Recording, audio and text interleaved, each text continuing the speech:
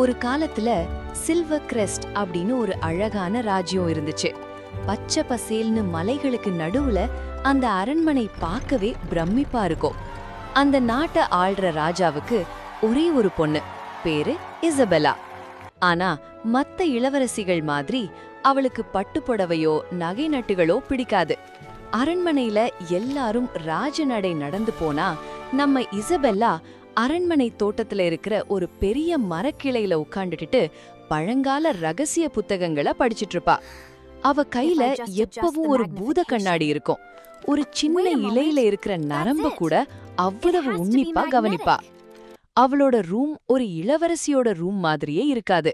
சுத்தி எக்கச்சக்கமான புத்தகங்கள், வித்தியாசமான கடிகாரங்கள், சுவத்துல பெரிய பெரிய வரைபடங்கள்னு ஒரே ரகசியமா இருக்கும்.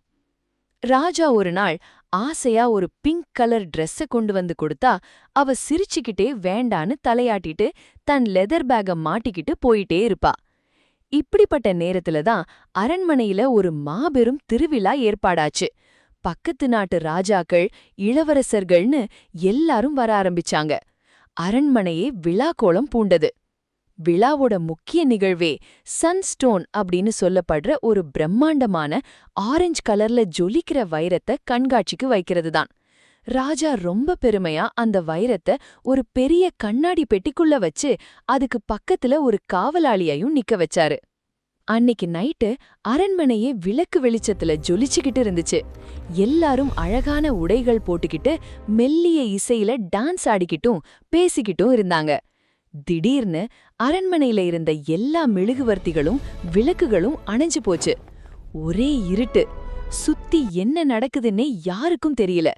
இருட்டுல ஒரு சின்ன காத்து மட்டும் எல்லார் மேலையும் பட்டுட்டு போச்சு.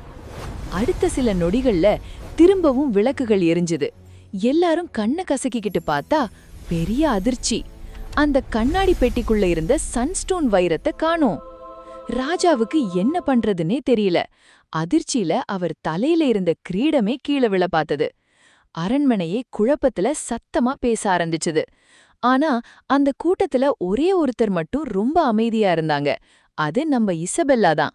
அவளோட கண்கள் ரொம்ப கூர்மையாச்சு. டிடெக்டிவ் மோட் ஆன் ஆயிடுச்சு. சத்தமே இல்லாம அந்த காலியான பெட்டி பக்கத்துல போனா. பூத கண்ணாடிய வச்சு பார்த்தா பெட்டியோட பூட்டு உடையவே இல்ல. ரொம்ப லாவகமா திறக்கப்பட்டிருக்கு. அப்போ இது வெளியாள் வேலை இல்ல, இசபெல்லாவுக்கு புரிஞ்சிடுச்சு. பக்கத்துல பார்த்தா வைரத்துக்கு பாதுகாப்பா நின்ன காவலாளி தரையில உட்கார்ந்து தூங்கிட்டு இருந்தான். அவனை எழுப்பி கேட்டப்போ, எனக்கு தெரியல இளவரசி, திடீர்னு தூக்கம் வந்துடுச்சுன்னு குழப்பமா சொன்னான். இசபெல்லா சும்மா விடுவாளா? சுத்தி முத்தி பார்த்தா அந்த பெட்டிக்கு பக்கத்துல காட்டுல ரொம்ப மெல்லியதா ஒரு ஊதா நிற புகை மிதக்கிறத அவளோட கூர்மையான கண்கள் கவனிச்சுது. உடனே தான் லெதர் பேக்ல இருந்து ஒரு சின்ன புத்தகத்தை எடுத்தா. அதுல செடிகள், மூலிகைகள் பத்தின தகவல்கள் இருக்கும். அதுல ஒரு பக்கத்தை திருப்பி பார்த்தா அங்க ஒரு பூவோட படம் இருந்துச்சு. அதோட பேரு ஸ்லீப்பிங் லோட்டஸ். அந்த பூவோட வாசனைய முகர்ந்தா யானையா இருந்தா கூட உடனே மயக்கம் வந்து குப்பரப்படுத்து தூங்கிடும். அட பாவிங்களா, தூக்க மருந்து கொடுத்து திருடி இருக்காங்களான்னு நினைச்ச இசபெல்லா நேரா அரண்மனையோட இருட்டான தோட்டத்துக்கு போனா.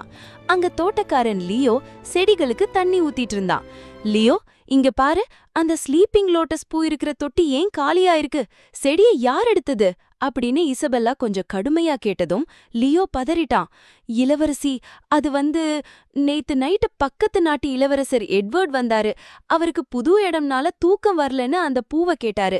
அதான் நான் அவர்கிட்ட கொடுத்தேன் அப்படின்னு சொன்னான். இசபெல்லாவுக்கு பொறி தட்டுச்சு. எட்வர்ட் திருடினாரா? ஆனா அவர் ரொம்ப நல்லவராச்சே, அவர் ஏன் நம்ம வைரத்தை திருடணும்? நீ யோசிச்சுக்கிட்டே சத்தமே இல்லாம எட்வர்ட் தங்கியிருந்த கெஸ்ட் ரூமுக்கு போனா. கதவை திறந்து பார்த்தா அங்க எட்வர்ட் இல்ல. ரூம் காலியா இருந்துச்சு. ஆனா அங்க இருந்த ஒரு மேசை மேல சீப்புக்கு அடியில ஒரு சின்ன காகிதம் நீட்டிட்டு இருந்துச்சு. அதை எடுத்து விரிச்சு பார்த்தா அது அரண்மனையோட அண்டர் கிரவுண்ட் ரகசிய பாதைய காட்டும் ஒரு வரைபடம். அந்த மேப்ல ஒரு சிவப்பு நிற கோடு அரண்மனையோட ஒரு இருட்டான, யாருமே போகாத ஒரு பழைய பகுதிக்கு போச்சு. இசபெல்லா அந்த மேப்பை வச்சுக்கிட்டே யாரும் இல்லாத அந்த பழைய நடைபாதை வழியா நடந்து போனா. அங்க சுவத்துல ஒரு பெரிய பழமையான திரைச்சீலை தொங்கிட்டு இருந்துச்சு. மேப்பையும் அந்த திரையையும் ஒப்பிட்டு பார்த்த இசபெல்லா அந்த திரையில தொங்கிட்டு இருந்த ஒரு சின்ன கயிற்றை பிடிச்சு பலமா இழுத்தா. அடுத்த செகண்ட் விக்கித்து போகும்படி ஒரு சம்பவம் நடந்துச்சு. அந்த பெரிய கல் சுவர் அப்படியே சத்தமே இல்லாம ரெண்டா விலகி உள்ள ஒரு இருண்ட ரகசிய குகைப்பாதைய காட்டுச்சு.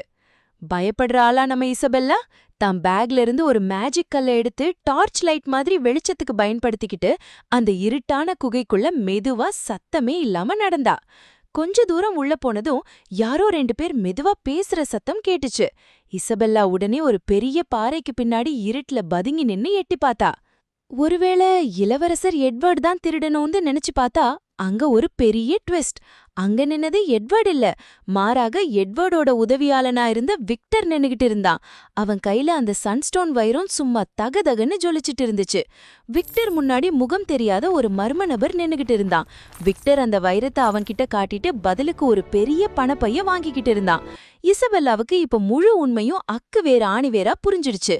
ஓஹோ, அப்போ இளவரசர் எட்வர்ட் மாதிரி தொப்பியும் கோட்டும் போட்டுக்கிட்டு இருட்டுல தோட்டக்காரன் கிட்ட பூவை வாங்கினதும் இந்த விக்டர் தான்.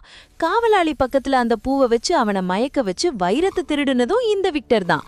தப்பு பண்ணிட்டு மொத்த பழியையும் பாவம் அந்த எட்வர்ட் மேல போட பாத்திருக்கான் இந்த கிரிமினல். நீ இசபெல்லா மனசுக்குள்ள நினைச்சுக்கிட்டா. இசபெல்லா சற்றும் யோசிக்காம தைரியமா ஒரு சிங்கம் மாதிரி வெளியே வந்து தான் பூத கண்ணாடிய ஒரு மேஜிக் குச்சி மாதிரி அவன் முன்னாடி நீட்டிட்டு, விளையாட்டு முடிஞ்சது விக்டர், அப்படியே நில்லு அப்படின்னு கம்பீரமா சத்தமா கத்துனா. திடீர்னு இசபெல்லாவை பார்த்ததும் விக்டர் அப்படியே ஷாக் ஆயிட்டான். அதிர்ச்சியில கையில இருந்த பணப்பைய கீழே போட்டுட்டான். கூட இருந்த அந்த மர்ம நபர் நிலைமை சரியில்லைன்னு புரிஞ்சுக்கிட்டு இருட்டுக்குள்ள ஓடி தப்பிச்சு போயிட்டான். விக்டர் வைரத்தை மட்டும் இறுக்கமா பிடிச்சுக்கிட்டு வாசலை நோக்கி தப்பிக்க ஓட பார்த்தான். டேய், எங்கடா ஓடுறன்னு நினைச்சு நம்ம இளவரசி தான் பேக்ல இருந்து ஒரு சின்ன மேஜிக் வலைய அவன் மேல வீசினா. அந்த வலை காத்துல பறந்து போய் விக்டரை அப்படியே சுருட்டி போட்டுடுச்சு. வைரம் அவன் கையில இருந்து நழுவி பத்திரமா தரையில விழுந்துச்சு. அதுக்குள்ள இசபெல்லா குகைக்குள்ள வரதுக்கு முன்னாடியே அரண்மனை காவலாளிகளுக்கு தகவல் சொல்லியிருந்தா. சரியான நேரத்துக்கு குகைக்குள்ள நுழைஞ்ச காவலாளிகள் வலையில சிக்கியிருந்த விக்டரை கையும் களவுமா பிடிச்சு அரெஸ்ட் செஞ்சாங்க. இசபெல்லா ரொம்ப கெத்தா ராஜ நடையில நடந்து போய் தரையில இருந்த அந்த சன்ஸ்டோன் வைரத்தை கையில எடுத்தா. அவ முகத்துல அவ்ளோ ஒரு பெருமை. அடுத்த காட்சி அரண்மனை தர்பார். வைரம் திருடு போயிடுச்சுன்னு அழுதுட்டு இருந்த ராஜா முன்னாடி வைரத்தை கொண்டு வந்து நீட்டினா இசபெல்லா. அத பார்த்ததும் ராஜாவுக்கு ஆனந்த கண்ணீரே வந்துருச்சு. ஓடி போய் தன் பொண்ணை இறுக்கி கட்டிக்கிட்டாரு. தர்பார்ல இருந்த அத்தனை பேரும் எழுந்து நின்னு விசில் அடிச்சு கை தட்டினாங்க. தன் மேல விழ இருந்த ஒரு பெரிய அபாண்டமான பழிய தொடச்சதுக்காக இளவரசர் எட்வர்ட் இசபெல்லா முன்னாடி வந்து தலை வணங்கி நன்றி சொன்னாரு. இசபெல்லா ஒரு கியூட்டான சிரிப்போட அவருக்கு பதில் வணக்கம் வச்சா. அடுத்து ராஜா ரொம்ப பெருமையா ஒரு தங்கத்தாலான ராயல் டிடெக்டிவ் அப்படிங்கிற பேட்ஜ அவளோட சட்டையில குத்தி விட்டாரு. அன்னிக்கு காலையில அவளை கிண்டல் பண்ண அரண்மனை பெண்கள் எல்லாரும் இப்ப அவளை பார்த்து பெருமையில வாயடைச்சு போய் நன்னாங்க.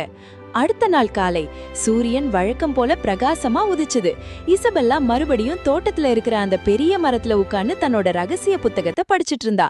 ஆனா இப்போ ஒரு சின்ன வித்தியாசம். அவளுக்கு பக்கத்துல ராஜாவும் உட்கார்ந்து அடுத்து என்ன நடக்குதுமான்னு அவ என்ன படிக்கிறான்னு ரொம்ப ஆர்வமா கேட்டுட்டு இருந்தாரு. பொண்ணுங்கன்னா இப்படிதான் இருக்கணும்னு உலகமே ஒரு ரூல்ஸ் போட்டப்போ, இல்ல நான் எனக்கு பிடிச்ச மாதிரி இப்படிதான் இருப்பேன்னு தான் மூளையால ஒரு ராஜ்யத்தையே காப்பாத்திருக்கான் நம்ம இசபெல்லா. அறிவும் தைரியமும் திறமையும் இருந்தா இந்த உலகத்துல யாரு வேணுனாலும் மாஸ் காட்டலாம், யாரு வேணுனாலும் ஹீரோ தான்.